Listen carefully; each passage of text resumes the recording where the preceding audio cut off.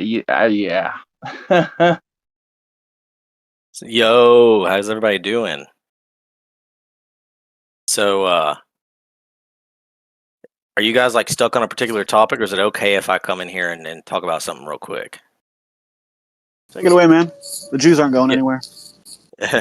Yeah, so I don't know if you Piezo. guys have been keeping it. I'm sure some of you have seen it, or at least some of it, but I don't know how much you guys have been keeping up with like the conference that was held recently, like discussing some of the stuff that they've been researching in Egypt the past 3 years, 3 or 4 years, but they came out and give like some published conference stuff about the pyramids and what's under them and like some stuff around them. Have you guys seen that? Uh-huh. Yeah. Yep. Yeah, so basically, okay, well, there's that, and then there's like a follow-up. So basically, for those of you who don't know, there's a particular type of scanning that's fairly new. It's not like completely new, but the modifications to it are fairly new. You know, it's like pretty cutting edge tech as far as scanning goes. But anyways, that they've been using, it's called synthetic aperture radar, SAR, and that's been out for a minute. But they combine that with another particular type of technology called tomography or Doppler tomography to produce something which is a combination synthetic aperture radar Doppler tomography. So they used a European, an Italian satellite network called Cosmo SkyMed, which is just an orbiting satellite network, and it has interferometric systems on board that are able to take all kinds of different sensor measurements as it passes over an area on the ground. And so they use that to scan the pyramids in Giza, particularly the pyramid of Khufu. And they found that there's like essentially megastructures buried underneath the pyramid that run really far down, all the way down almost 2,000 meters deep. There's these giant pillars that basically are running 600 and something meters tall and go down underneath the pyramid. On top of those pillars, there's like 5 structures with sloped roofs underneath those 8 pillars that are aligned in 2 parallel rows, or 2 sets of 4 squares, or 4 square, either way you want to look at it. And then underneath those 8 pillars, there are cubes, and the cubes measure 80 by 80 meters across. The entire substructure goes down in total it was said something around 2,000 meters, which is like 6,500 feet. So like over a mile deep under the ground. Now, aside from the obvious like size of these structures, which are massive, these like pyramid / well structures that go down go down to such a depth that at that depth, the average temperature gets up to around 120 to 140 degrees Fahrenheit, which will kill human beings like fairly quickly. You can't work in those conditions. If you look at a similar temperature under the ground, that's people work in Africa. There's a really big mine off the top of my head. I can't remember the name of it. You could look it up. But anyways, this big mine in Africa, they're a little deeper than this stuff. Actually, they're even deeper. It's a deep mine, but they have similar temperatures down there, over 140 degrees Fahrenheit, and they actually had to install these massive ventilation shafts. They had to cut these massive ventilation shafts into the ground to get air circulating, and then they had to install advanced refrigeration and air conditioning / circulation systems in order to bring the temperature down into like the 80s and 90s so that the workers could actually work down there and not die. So we have a civilization from, I don't know, 4,000+ years ago who has built these structures, 6,000+ feet under the ground, at which temperatures would kill humans. But we're supposed to believe that all this stuff was built back when they had copper tools and horses. So that's the first thing. It's absolutely, and it completely contradicts the like mainstream history and the narrative that we're given surrounding like Egypt and the technological capabilities of people at that time. Right? It just shows that history is like pretty much a lie. Then the other thing, not as pivotal as this, because this is crazy, but still in the same realm. I don't know if you guys know much about like just the granite structure work that's done in Egypt. But there's these things called the Serapeum. The Serapeum are like, I forget how many of them there are. There's a lot. There's like 12 or 13 or maybe more of them. But they're these like ornately carved, massive, giant granite boxes, and we're talking like a couple hundred tons probably, like because they're huge, made of solid granite. And these things are carved, and they're found inside these like labyrinthian tunnel networks buried under the ground. And so these, labyrinthian tunnel networks are cut out of like limestone and dolomite, and then these serapeum boxes are made out of granite. But they're actually, some of them are actually placed at the ends of these labyrinthine structures. And some of them are actually placed inside like the tunnel shafts, like that people walk through. And the tunnel shafts are not very big. They're about the size of like a large hallway. And they have these huge boxes in them. That's barely enough space between the boxes to walk past them because it's fit so tightly in there. And we can't even move them now because there's not even enough space in there for us to fit a forklift. And yet somehow they were able to transport these things from above ground to below ground and get them down into these tunnels where there's barely any space to fit, and they're like hundreds of tons. Also, these... Can I say something super quick, just to add, real quick? There's a video, I'm posting it right now. I don't know if it's real. Somebody had posted it. It may just be fake. But anyways, this is a video that's claiming to be showing what you're talking about. But what do you guys think? Probably fake. But yeah, just wanted to post that real quick. Someone had posted it. I just put... Go ahead. Word. I'm definitely going to check that out in a second. And then the other thing... So the Egyptians are known, like a lot of people don't know, so I shouldn't say it's widely known. I'll just say it's known. Like you can find the information if you go look for it, but it's not like widely known. Like most people who are, know about Egypt stuff don't necessarily know these details. But like there's a lot of stuff in artifacts from Egypt that we found that are made out of granite. Like, everyday vases and flower pots. And like we have tens, if not hundreds of thousands of granite and other hard stone artifacts that were cut.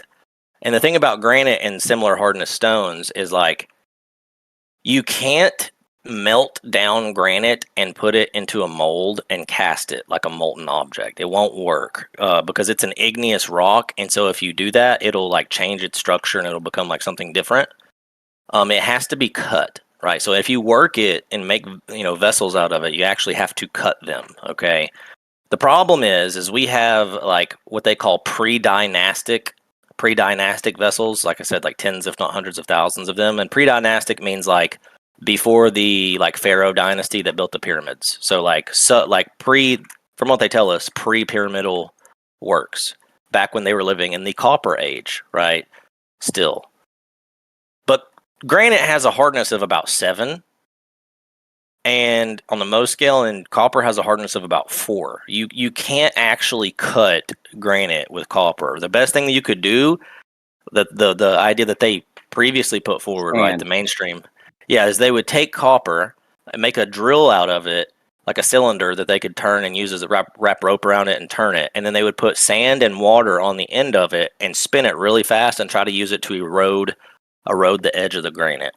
The problem is this is like an extremely painstaking process, and it would take hundreds and hundreds and hundreds of hours just to bore out the center hole for a pot, like a flower pot or something, and then you'd have to work the rest of it in order to shape it. Well, we have now used scanning technology, like hospital type scanning, like CAT scans and that kind of stuff. We've now used scanning technology to scan in 3D image some of these vessels that we have, and we found like some of them are so precise, right? They're so precise that they follow a particular harmonic ratio on like the curvature. It's made of a bunch of circles. Like if you look at the geometry of it, it follows like what looks like sacred geometry. But anyways, the deviation from like that mathematical geometric pattern is on average across the entire piece of pottery or whatever. It's not really pottery because it's granite, but across the entire vessel is about 9 microns, 9 micrometers. Just to put that into perspective, an average human hair of a white person, a human hair is about 100 microns thick. So a human hair is 11 times thicker than the deviation from perfect of these vessels of their shape. We're talking about a level of precision that wasn't matched by modern technology until we got like computer controlled motion and laser cutting for like stealth aircraft production. that's the precision with which this granite was cut to produce these like everyday normal like pots and vases and stuff. And there's so like the amount of man hours it would take to create that by hand with copper tools, we're talking the realm of like 1 to 5,000 hours per object. If you depending on the size of it, whether it's like a small one or a big ornate one. So you could if you average it out and said 2,000 hours an object, 2,000 hours of work by hand to create a flower pot. That's if you work 40 hours a week full time, that's an entire year of labor. Just so everybody knows that. Yeah, Jesus Christ is Lord. Do you think they were formed at all? Maybe poured, or do you think it was polished? No. Like these things were cut. We can tell that they were cut, but we don't know how. Okay, thank you. Yeah. You can't like cast mold granite like that. It's a natural igneous rock. You can make like synthetic granite. There's a word for it. It's not really technically granite. It would be something different. You can make synthetic pours of it if you get like a foundry hot enough to melt the rock down. Because I think their melting point's like 1,600 degrees or something like that. It's something really high. And I think that's Celsius too. It's probably like over 2,000 Fahrenheit. But if you get it hot enough, like you can get granite to melt. But once it like reforms, it'll have like a different structure. But anyways, yeah. All this to say, the whole point is that like history, especially history of like ancient civilizations and stuff they built, is a fat lie. I mean, it's a stupid fat lie. Like history is a lie so fat they'd be needing like gastric bypass on it, dude. Because there is no way that they built mega structures underneath the freaking pyramids, stretching down like 6,000 plus feet into the ground with 600-meter tall like spiral well column shapes with spiral staircases wrapped around them, going down to cubes underneath the pyramids with copper hand tools and horses. That is retarded. That we know that hasn't been proven yet, right? And I'd like to say something about that technology you mentioned, the SAR, and combined with the other one. What I read was that the Italian team, developed an algorithm to use existing data. There was no additional measurement made. There was no combination of anything. Are you aware of that, or am I misinformed? Yeah. So what they did, right? They took this SAR scan data and they produced an algorithm in order to do a 3D mapping via the vibrational data instead of the photon data. Right. So like what's the interference. Vibrational data? This is so like, radar, right? This is yeah, radar? but like the if you read the paper, hold on one second. If you read the paper, it says the present work describes an imaging method based on the analysis of micro movements on the Khnum Khufu pyramid, which are usually generated by background seismic waves. The obtained results proved to be very promising as high-resolution, full 3D tomographic imaging of the pyramid's interior and substructure was achieved. Khnum Khufu becomes transparent when observed in the micro-movement domain. Background, hold on before you go on. Background seismic waves. What does that mean? Yeah, so the if you just look in it, it talks about the energy that makes the pyramids vibrate. So in other words, like the natural environment, Earth's atmosphere, infrasound vibrations, all provide like background energy that's like around us all the time, right? It creates micro level vibrations. And so in this setting, right, these acoustic waves, which is what they are because they're vibration, they're already used in archaeology a lot. Like they use them when they're mapping caves and looking at like we're looking for water tables, groundwater, stuff like that. Yeah, but they induce these waves, right? You're saying now that the pyramids are naturally vibrating? If I heard you correctly, is that how you interpreted that? Yeah, well, so the synthetic aperture radar vibrations themselves are used. And so it's a vibration at a certain wavelength and frequency, just like any other type of radiation. Everything's a vibration. Like light and sound are no different than each other. They're both vibrations. The only difference is like their frequency. Because light doesn't have a measurable effect of like a vibration, like a physical vibration on sound. It's like outside of a spectrum that affects the matter in that way, but sound does, right? The frequency of sound will affect air, so you can hear it. You can't hear light, right? You don't hear light, but you can see it because your ear vibrates at a different frequency than like your optic nerve in your eye. But they're both just vibrations. So anyways, they're claiming that in this research, or whatever you want to call it, that they're using here, I'll read it. It says the article provides an in-depth study of the physical characteristics of vibrations in terms of amplitude, frequency, polarization, and robustness of the estimate in terms of signal-to-noise ratio of each synthetic aperture radar pixel considered, both through the evaluation of simulated data and by processing real-world data.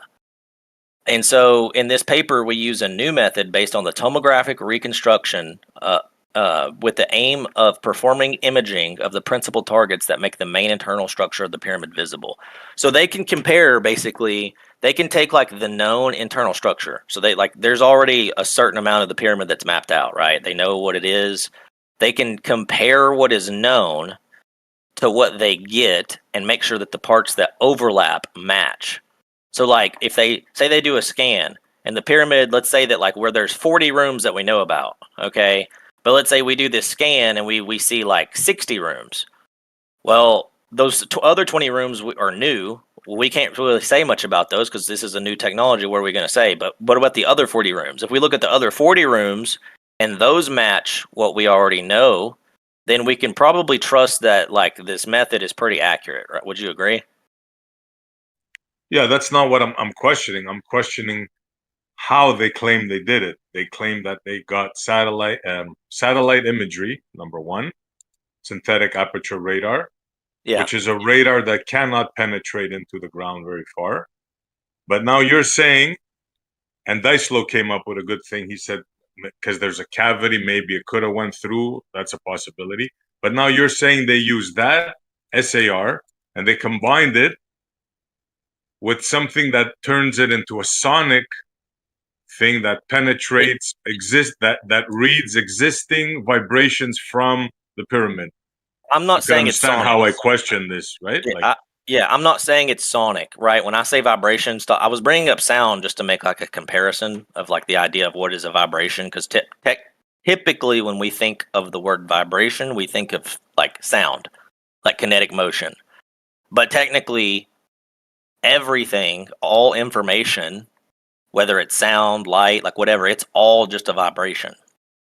So that was kind of my point. I mean, I'll read this little snippet. It says, the physical principle we use is that of estimating the vibrations captured by the Khufu pyramid during the SAR observation time interval. The vibration estimation is completed by evaluating the Doppler centroid anomalies, which is an indispensable parameter that is used during the SAR azimuth focusing process. We use Doppler subapertures to estimate the vibrations present on the pyramid. The vibration energy is generated from many sources, such as, for example, wind. But great contribution in terms of vibration energy is also generated by the city of Cairo, which is located closely to the pyramid of Khunem Khufu and by the presence of the Nile River.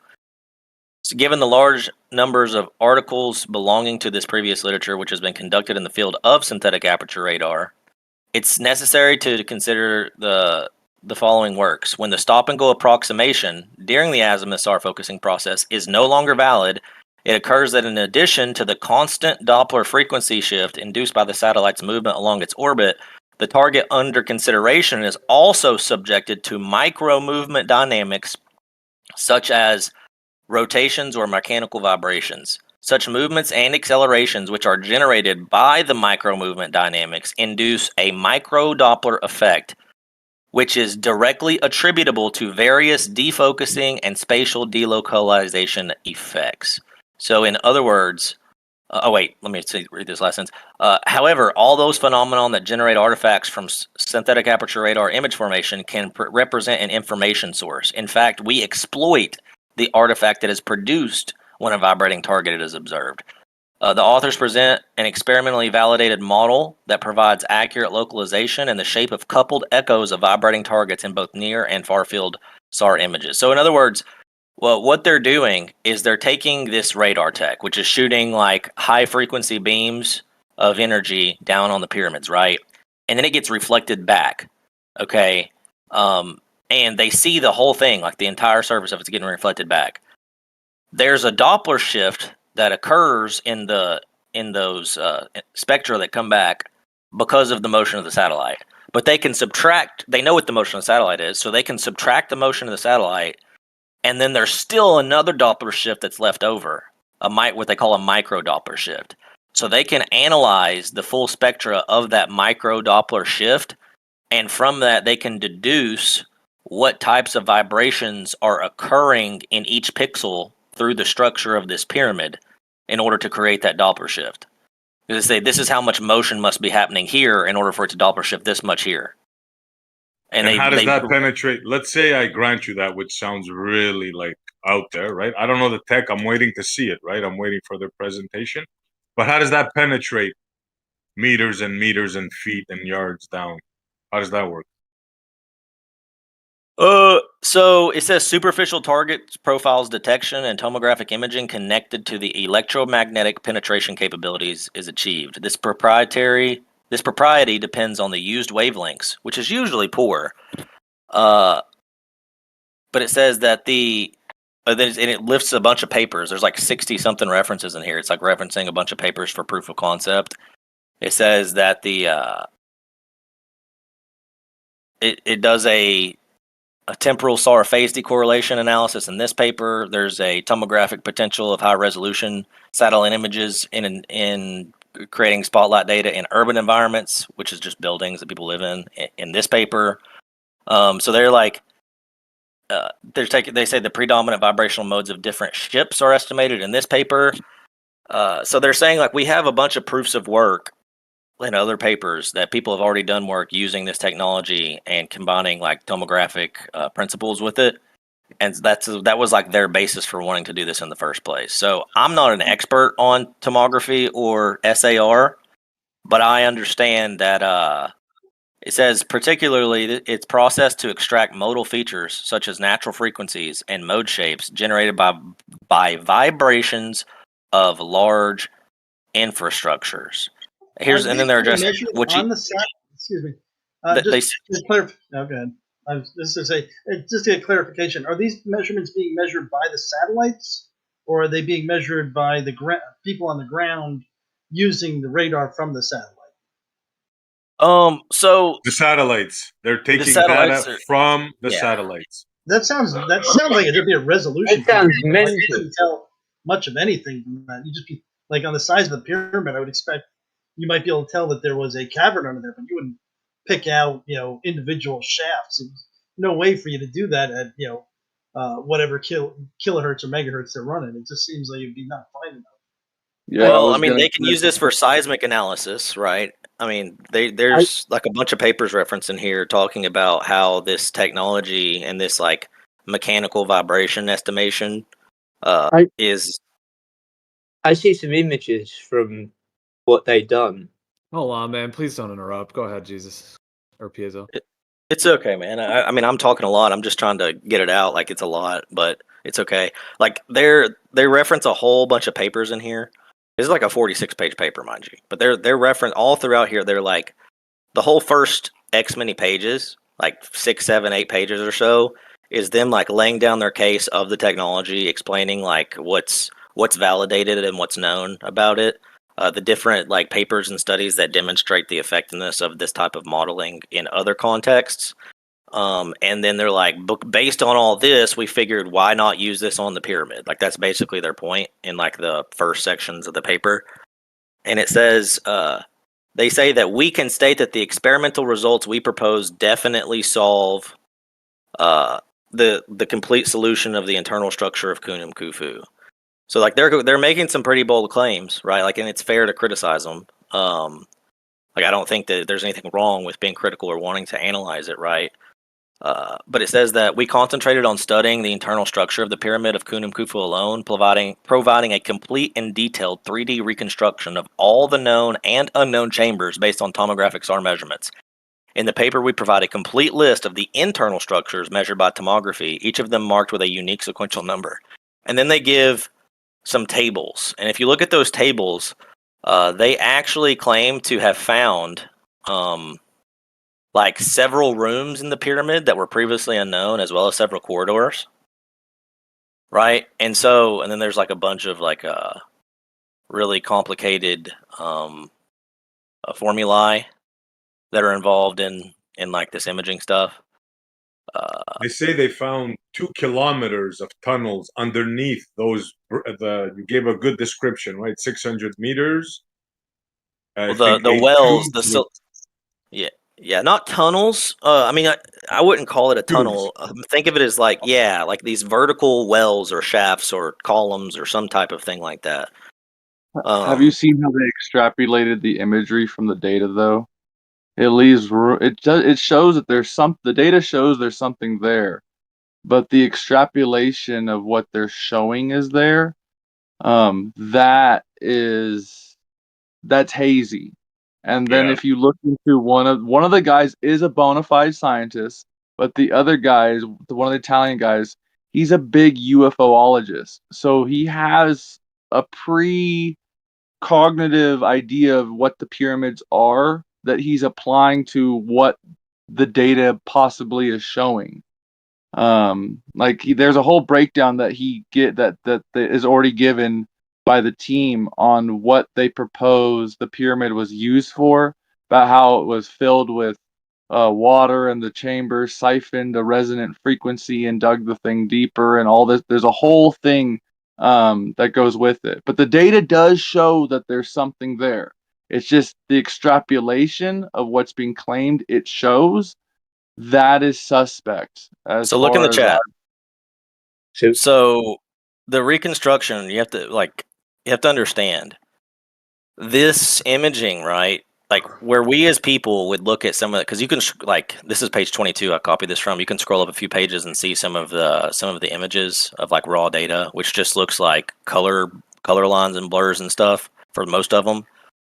We as humans would not be able to look at that and make any sense of it. But like computers with their algorithms can literally break this down on a pixel by pixel basis, like literally down to individual pixels, and analyze the entire spectrum of everything on the screen and process all that. So I guess the way I would critique it would be, as what I said earlier, when you take this and process it and you convert what you see in the pixels through an algorithm into a 3D thing of the internal structure, right? You can overlap that what you see, right? You can overlap that with your data and see if the overlap matches what's already known. And they talk about, doing overlapping in here, right? Like the sonic tomography overlapped with pictures, right? And so like if we take a SAR image scan, which here, I'll go ahead and do this. I'll put this in there. So here's image 1. That right there, that's a SAR image scan. So like you can take the raw data, which doesn't look anything like this. The raw data looks like a blurry, weird looking thing of a bunch of stuff. You can process it and get what looks like a photo. Like that looks more like a photo, like a black and white photograph, right? That looks more like a, camera, even though it's not. So like that's what they're doing, is processing this data and converting it into a usable, like what we would consider a usable image. That shadow is kind of sus. Like, did they do that for artistic purposes? No, there would be a shadow present because the sunlight wouldn't be hitting that area. You wouldn't get a reflection of that energy from it. Isn't that a different frequency than the satellite's putting out? We're not using light. No, they're capturing everything, bro. Oh, okay. Like when you look at stuff through infrared or you look at it through visible light, I mean, you see shadows too. It just like depends on what resolution you're converting it into. Because technically, if you convert like infrared into a usable wavelength for what we see, then you don't really care as much about shadows. They're not going to show up. But like a shadow is just the absence of light, right? So like if there's I just thought that you were saying that I thought this was a signal coming from the satellite. You know, like any other radar type of situation. I thought it was a signal coming from the satellite going down, bouncing off, and resonating with all these chambers and stuff. But if it's using the sun, yeah, then I actually can even find the resolution acceptable. Here's another thing. Let me see. Choop. I'll put that one in there. It like gives you an idea of a map, a topographic map overlaid to the schematic representation. So you can see like here's what it looks like through the imaging, and here's what like it turns into when we like make it into a humanly usable image. And here's an actual, not side by side, but like an overlay. I'll show you this. I'll show you the overlay, and you can see what's happening in the overlay a lot better.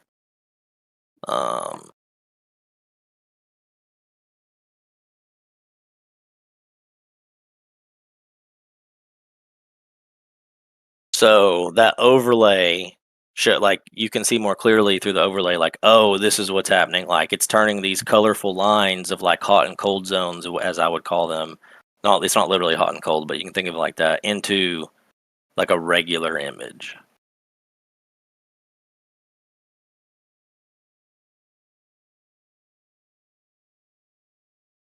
So essentially, the way that you would first attempt to falsify it, right? Like the falsification would be your first go around. Be like, hey, if I get this, can I falsify it? Can I look at the known parts of the pyramid and see if it doesn't match? Because that would falsify it. So I feel like it should be a fairly easy thing to be like, this is wrong. Because there's already so much of the pyramid that we've already mapped, prior to this technology. But if the parts that we know match known good, then, I don't look. This is see exciting stuff, right? This is exciting stuff. The thing is, don't put like the horse before the cart, whatever that saying is, right? Let's wait and see, because the technology they claim seems to be a little bit fantastical. That's all I'm saying, bro. I haven't seen this technology before. Have you? No, I'm not super familiar with it. But it's been around for a minute, like SAR is. Did you find something else interesting? Like there seems to be like there's the images that you're showing are really cool and kind of in keeping with normal construction, normal human construction of the period. But the stuff that I'm seeing in the image that was posted by who the hell is this? By Yahweh is King, with the spirals and stuff like that. I've been hearing this in this same basic argument. So are those spirals being found by this, or is that another technology? That's under the pyramid. They can't see under the pyramid with it? Well, they're able to see this part under the pyramid, I think, because there's actually stuff. It's not like just solid rock. It's like there's this stuff that's been cut out, right? And so they can see that deviation of like a void being there. These like cylindrical wells or whatever. But yeah, I mean, see that in your criticism is fair. Hold on a second. Criticism is 100% fair. I said that earlier because I've never done this stuff before. I haven't created an algorithm to break down pixel by pixel Doppler shifts and expected not necessarily expected, but just deviations in signal. I haven't done that. Real quick, so you're telling me if this is right and these things are there,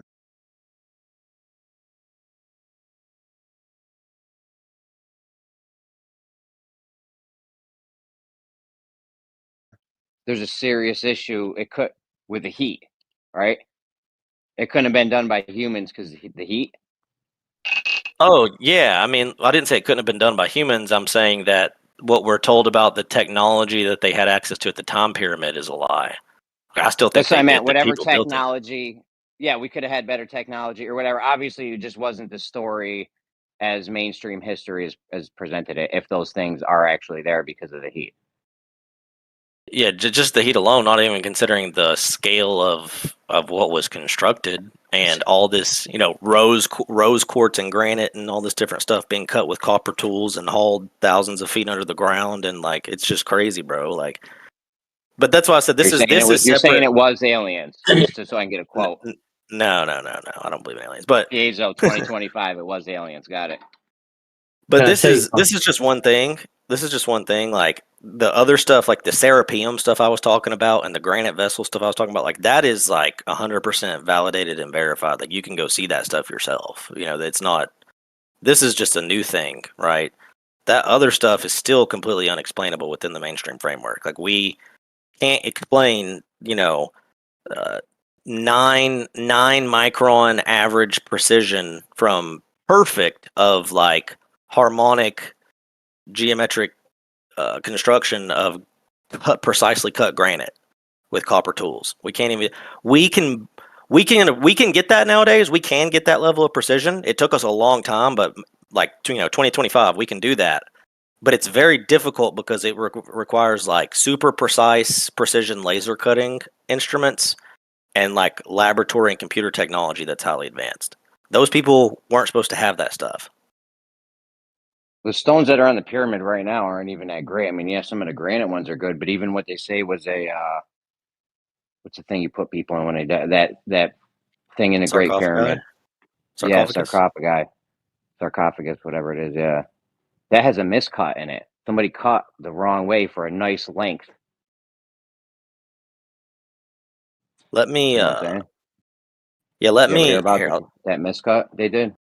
I will. No, but I mean that's just one example. I will send you to this chat here. I'll put it in the chat. 1 second.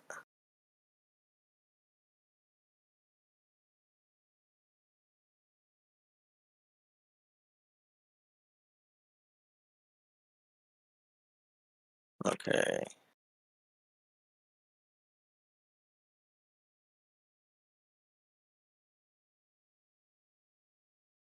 Is that in China, Gio?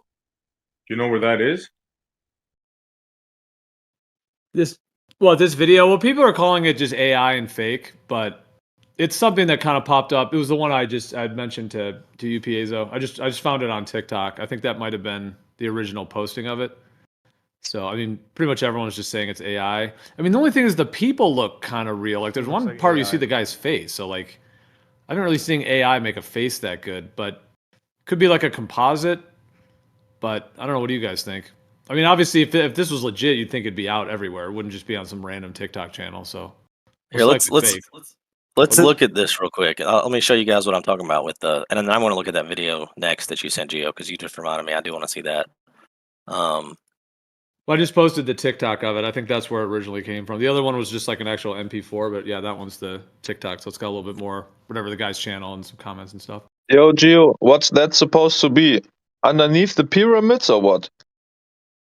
I think so. I mean, I just saw it posted, and everyone's saying it's fake AI, but I think so. It's what it's trying to. All right, if you guys want to, I'm not sure. I need to investigate this a little bit, but yeah, interesting. Yeah.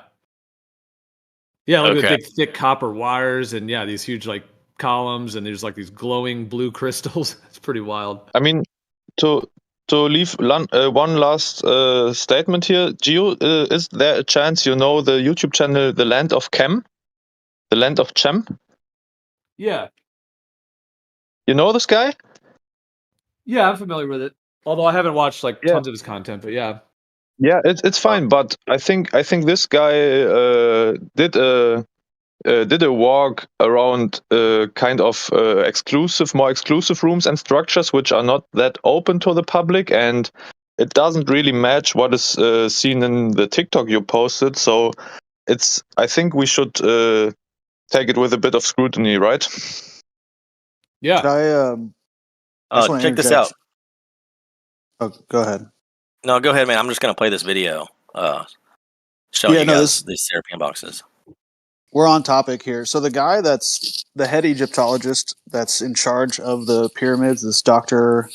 Hawass, he's the one that's basically saying this is fake news. Those are like his words. And he knows about those granite and dolerite vases that you guys were talking about earlier. And he maintains that those vases were made with copper tools and abrasives, basically just simple methods, skilled artisanship, and time and effort.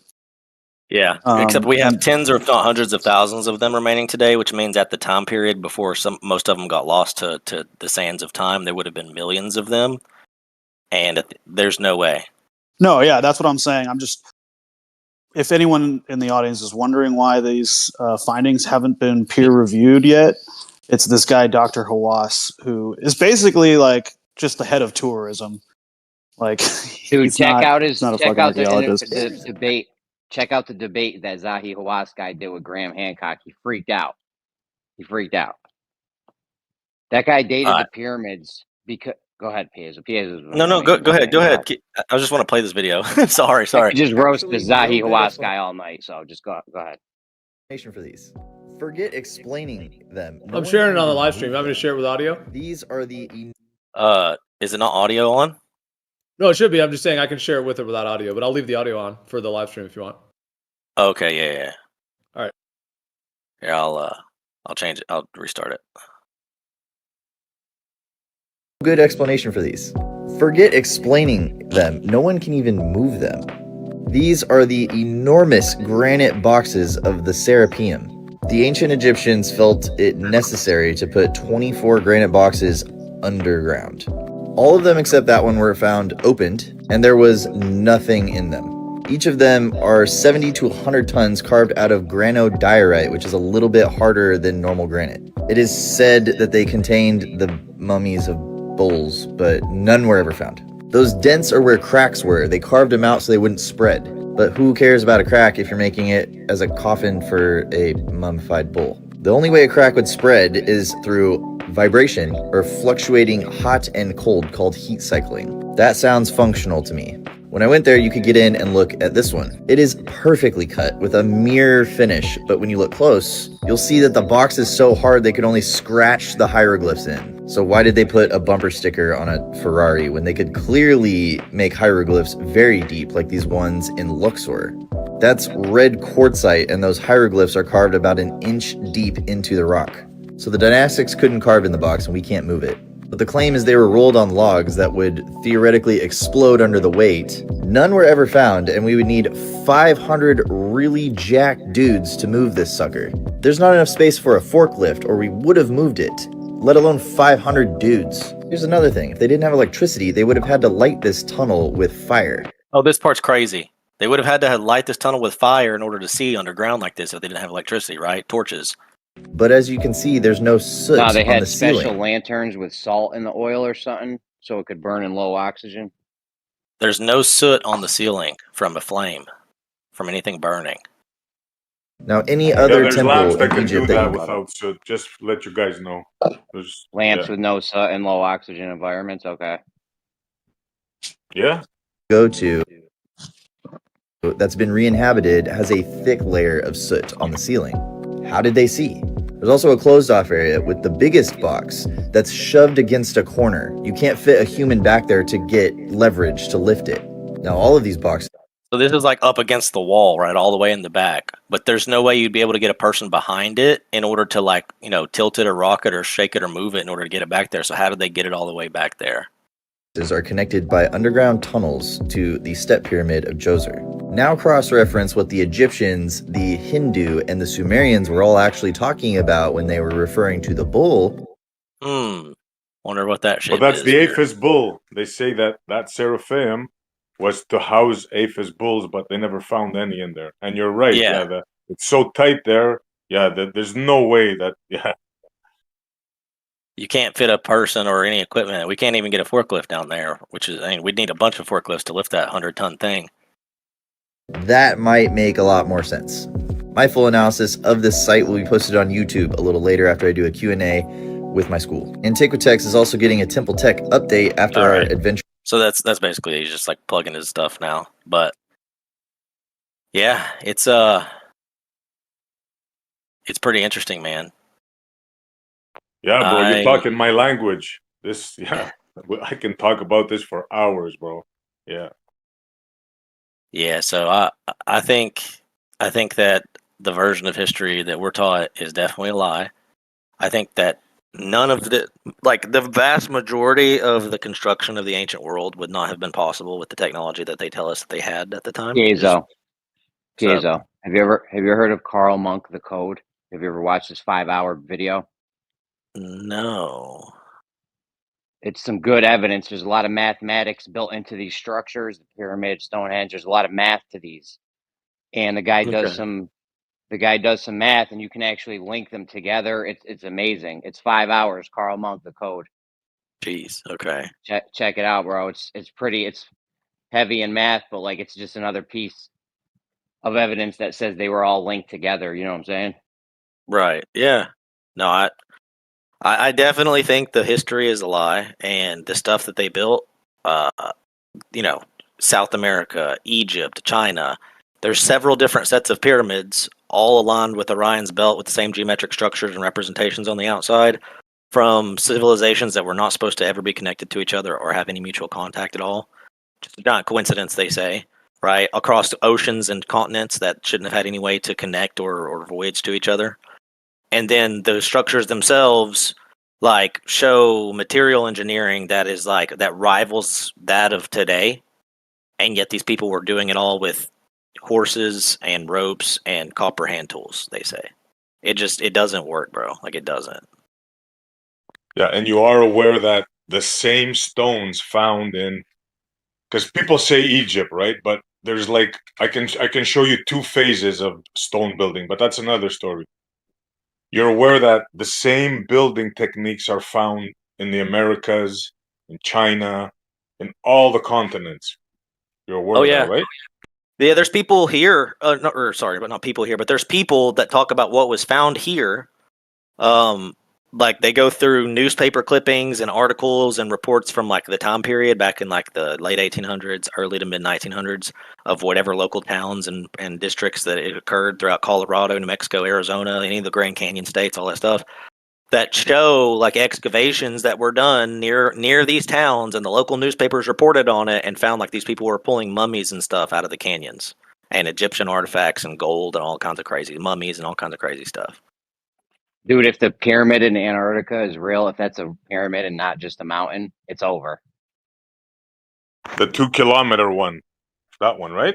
That's only the part we could see. Who knows how far down that goes? That's what I'm saying. Just like Piezo brought the thing underneath the pyramid and stuff. Who knows how far down it goes? People used to think Easter Island heads were just heads until they uncovered the bodies.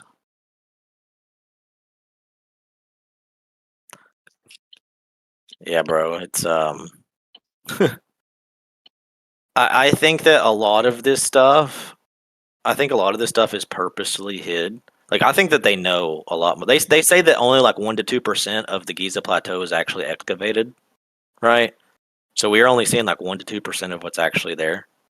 But I think that they know a lot more than we're told, right? I think it's purposefully not allowed to be discovered or disseminated to the public because it would disrupt the narrative that we're taught. Because having a controlled narrative of history is extremely important for an empire. Yeah, I just posted that pyramid Jeremy's talking about, and it's in Antarctica, by the way. Thank you, SE. I had a question for Jesus Christ as Lord. Do you believe in giants from the past, and if so, how tall do you think the giants were? Oh, definitely, 100%. It depends on how far back we're talking. I think that they got shorter as time went forward, as their genes got more diluted. But, I mean, we have records from the 1800s of people that were 9 feet tall, I want to say. And then we also have skeletons found in various places. In the Americas, we had 7 to 8 foot tall skeletons in Indian burial mounds. We have in the Middle East, even bigger skeletons. But a lot of the stuff from the Middle East has been like messed with and destroyed and Smithsonianed away, like they did a lot of the stuff in the Americas too. But yeah, I think if you go back to the original giants, like the very first ones, I have no idea how big they were. I don't think we have any records or references to them, except maybe in apocryphal literature, which I find dubious. And I wouldn't be willing to put any like absolute trust in that literature.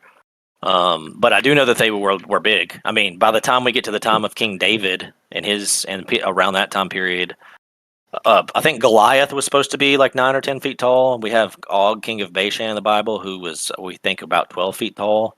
That's thousands of years later after the original giants. So who knows, man? Like, Thank you. I think at least 12 feet tall, the big ones. And Adam on a was scale 100. of 1 to 10, how bad do you want there to be aliens? On a scale of 1 to 10. Don't 0. get 1 to 11. Not from space. They could come from elsewhere, not the space ones. Like, just aliens. You don't want there to be aliens at all? Well, I mean, like, I believe that there were angels that came down to Earth and mated with humans and created the Nephilim, Nephilim comes from Nephal, which means to fall, like fallen. Literally, because they came from the fallen angels, that's why they were called Nephilim, of the fallen, or whatever. However, that's literally translated. I could probably chat GPT a little better than that, but it's pretty good with language processing. But anyways. I do think that, I mean, that's the closest thing to a quote unquote extraterrestrial you would get would be the things that came from outside the earth, from heaven to earth. But those angels got locked up, like they're in chains of everlasting darkness, awaiting the judgment of the great day, as it says in the book of Jude. They're chained up until after Christ returns, and then the judgment's executed upon everyone. Yeah. Have you seen the gigantic animals or the evidence for the gigantic animals from the past as well? Adam was 50 foot tall. The animals and all were just like you are to the animals. They're proportional. That's Yeah, I why think that everything they was were bigger. proportional. I think that the flood most likely changed the atmosphere and the oxygen content of the climate on Earth quite a bit. So it's likely that we probably had a higher oxygen content back then, before the world got so inundated with water. Because I think there's probably a lot more water on Earth and in moisture in the air and in the oceans and everywhere than there used to be because of the flood. Like, a lot of it drained away, but I think that there's probably residual moisture was retained, and because so much moisture was retained, it lowered the oxygen content. And then we know that like higher oxygen content breeds larger things. Like, that's a known thing. So, I mean, it makes sense. Also, the atmosphere being different filtered out UV radiation differently. And a Japanese scientist, he took that aspect from how it describes the world being before the flood in Oh, Genesis. is this the guy with the tomato plants? Yes, and he grew a freaking tomato Oh, dude. almost like a story and a half tall, and it produced like 11,000 tomatoes off one plant. Yeah, What? bro. That's what I'm saying. If you filter some kind of light or something, you could get crazy big stuff. Yeah, If he you took would the put that in chat and link and tag me in it, I'd appreciate it. I'd like to see this Dude, tomato send that plant. directly to my DM, please, because I talk about this all the time. But I'd love to have like a thing for it. I'll Yeah, I'll, send it. I'll find it. Bro, yeah, no, he filtered he because the way that it describes it is that everything was watered from a mist that came up from the ground. And so he assumed a more moistured atmosphere, like kind of like a fog.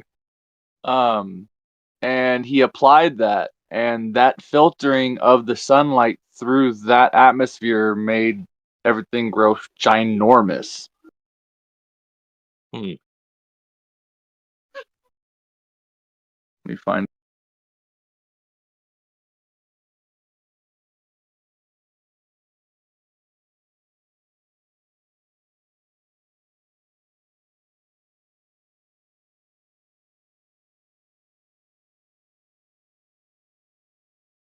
Nice.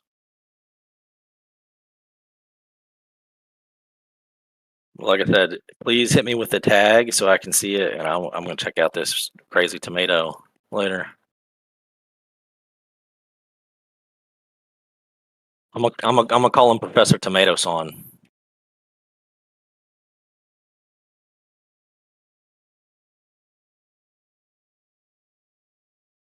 Or Tomato Sama, maybe, would be proper. I don't know. Yeah, I found a clip. It's from one of Kent Hovind's presentations. Dang. Just posted it.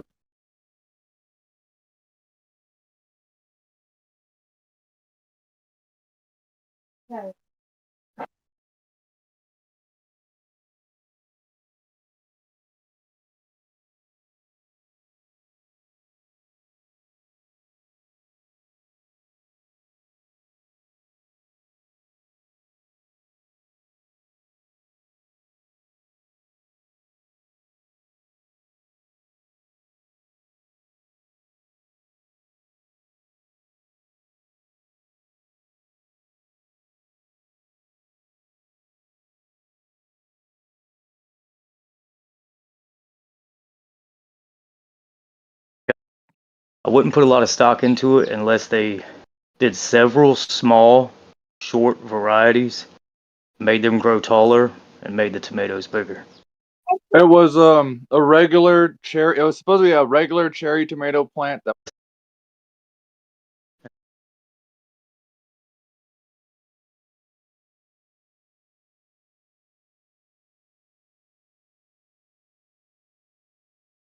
You guys watching a video, or did they tell you what kind of tomatoes these were or not? And have they tried it with different tomato plants?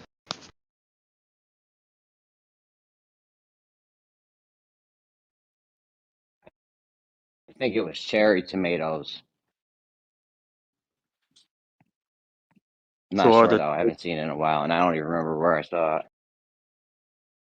That would be the most interesting thing because you have tomatoes that, I mean, are very prolific, and you can have 2-pound tomatoes on a huge tomato plant, depending on what kind it is. There's many varieties, so I wouldn't put a lot of stock into it unless they did several small, short varieties, made them grow taller, and made the tomatoes bigger. It was a regular cherry. It was supposed to be a regular cherry tomato plant that when he did it, it grew like 12 feet tall or something like that. And then they continued the experiment in like a mall or something, and it ended up growing up to like 30 something feet tall or something like that. Yeah, Like you can just like 12,000 or so cherry tomatoes on one plant. That's not. I mean, that's not really. You can do that, man. That's I'll pick buckets and buckets off of cherry tomatoes with nothing special done to them, and they were like 12 feet high. So you can. To me, it's nothing really this big news to me. I mean, it's Well, North, I the would whole be interested to try it myself. I would be more interested to try it myself and try shorter tomato plants, like shorter varieties that are short, and see if you can make them grow taller, or do several different experiments with it. well, North, the technique was a scientist wanted. I think he was looking into bird frequencies and how they affect the leaves. So the theory was that their chirping stimulated the stomata on the leaf, which opened up and allowed more gases in, like the whatever it's breathing, right? Oxygen, carbon dioxide, and whatnot. And with the stomata being opened, he theorized, okay, maybe I can stimulate this and control it. And I think he came up with a technique called sonic bloom, in which case you could do that and get larger yields, like physically larger. Is it a defense mechanism? Is it this would what I would be interested in? Is he initiating a defense mechanism in the plant to produce more and to produce heavily? Because that's what happens to any plant or tree. If you damage it or you shock it, it's going to want to produce more in abundance, and it's going to do it quickly because it thinks it's dying, so it wants to continue its seed. So Okay. I rewatched it to make sure I had the right data. When he first did it, it grew 16 feet tall. It produced 900 tomatoes. They moved it to a shopping center and set it up the same way he had it with the filtered sunlight. It grew 40 feet tall and produced 15,000 tomatoes, 15,000 cherry tomatoes the size of baseballs.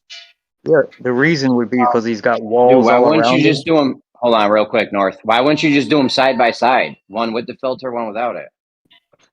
Well, you're in a building too, and so you got walls, so it's reaching for the sunlight in the middle at the top of the mall. If it's inside a mall, then the reason it's taller is because it's reaching for the light. Yeah, I know about. There are a lot of pots. I know what you're getting at, and all. But the point is, when it does that, the fruit won't be that large because it's reaching for the light. The fruit won't develop that large. You know that too. I don't know. It depends on what you have growing. There's several different fruit trees that you can have fruit extremely large on the top, and Yeah, but not if it's starving for light. well, it's not starving if it's reached the light. If you got fruit on the bottom and you have fruit on the top, it's not really starving. It's just growing more toward the light because there's none surrounding it because you have walls. All right, just tell me send me the thing of what the guy did so we can see what he did and just reproduce it the right way. That sounded terrible. Just going off what you said. You'd obviously just want to do it side by side. You can do several. You don't need to just do one side by side. You need to do several different varieties in several different places. We could just start with one side by side and another one. At least you have a control, Well, even then it's going to be different because no matter what seed you have, you always take as many seeds as you can because you don't really know what's going to produce, even if it's the same genetics. It could be shorter or taller or more bushier. Or a lot of people know this. This is common knowledge. Yeah, that would be the best way to do it. But at least if you did it, that's a pretty dramatic difference right there from what they're claiming. So if you do one side by side, then yeah, you can do a whole group of them next. Do the filter on 6 of them and then 6 without the filter. I hear you. That's obviously the best way to do it. Yeah, and then not only side by side, but rotate them. Like